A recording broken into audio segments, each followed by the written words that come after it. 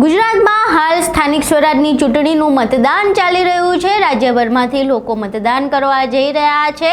એવા દ્રશ્યો સામે આવી રહ્યા છે કે ક્યાંક લોકો ઉત્સાહભેર મતદાન કરી રહ્યા છે તો ક્યાંક ગરમી અને તાપના કારણે નિરસતાભર્યું વાતાવરણ જોવા મળી રહ્યું છે।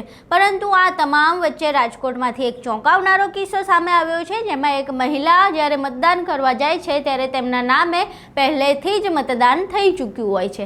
આખી ઘટના શું છે તેના વિશે વિગતે ચર્ચા કરીએ। નમસ્કાર, તમે જોઈ રહ્યા છો ચક્રવાત ન્યૂઝ। હું આપની સાથે હેમંત।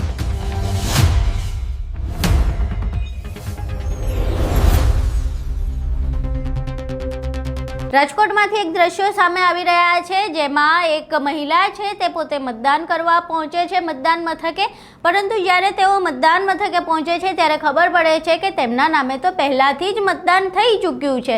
જ્યારે તેઓ મતદાન કરવા પહોંચે છે ત્યારે તેમનું નામ જણાવે છે, તેમનું કાર્ડ બતાવે છે, ત્યારે ખબર પડે છે કે તેમના નામે પહેલાથી કોઈ મતદાન કરી ચૂક્યું છે। હવે આખી ઘટના સામે આવ્યા બાદ જે મહિલા છે તેમની પાસે એક વ્યક્તિ વાત કરવા આવે છે અને આખી ઘટના વિશે કહે છે। બાદમાં જે ત્યાં ચૂંટણીના એજન્ટ્સ હાજર છે, જે મતદાન મથકે હાજર એજન્ટ્સ છે, તેમને પૂછવામાં આવે છે તો તેઓ માફી માંગતા જોવા મળે છે અને કહે છે કે ભૂલ થઈ ગઈ। પહેલાં એ વિડીયો જોઈએ જેમાં મહિલા હાજર થાય તે પહેલાં જ તેમના નામે વોટ પડી જાય છે અને બાદમાં જે ચૂંટણી એજન્ટ છે તેઓ માફી માંગતા જોવા મળે છે।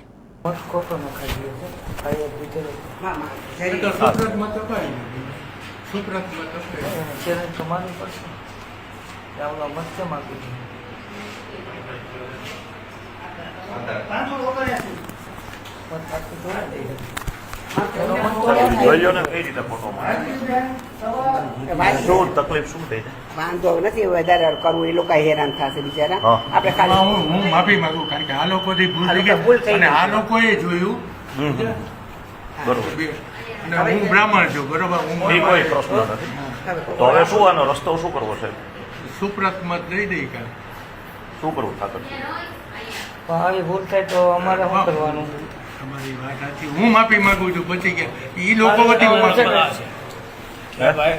શું એટલે વાંધો શું આવ્યો? આ છે ને મારા નામ પર હા કોક બેન મત આપી ગયા। ઓકે, હવે આ લોકો છે ને નામ નથી શું નામ શું છે બેન?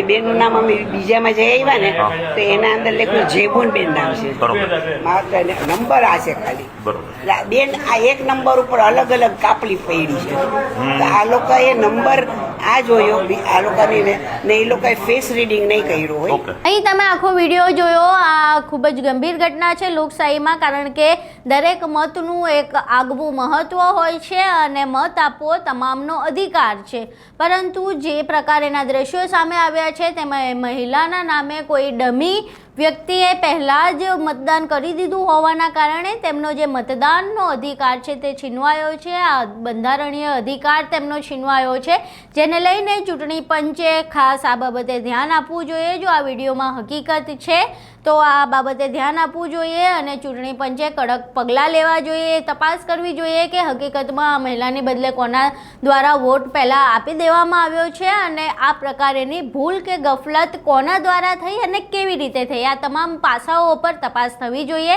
હાલ તો આ જે વિડીયો સામે આવ્યો છે તેના વિશે તમારું શું માનવું છે? તમારા મંતવ્યો અમને કોમેન્ટ બોક્સમાં જરૂર જણાવજો। વિડીયો પસંદ આવ્યો હોય તો વિડીયોને લાઇક કરજો, શેર કરજો અને અમારી ચેનલને સબસ્ક્રાઈબ કરવાનું ભૂલશો નહીં।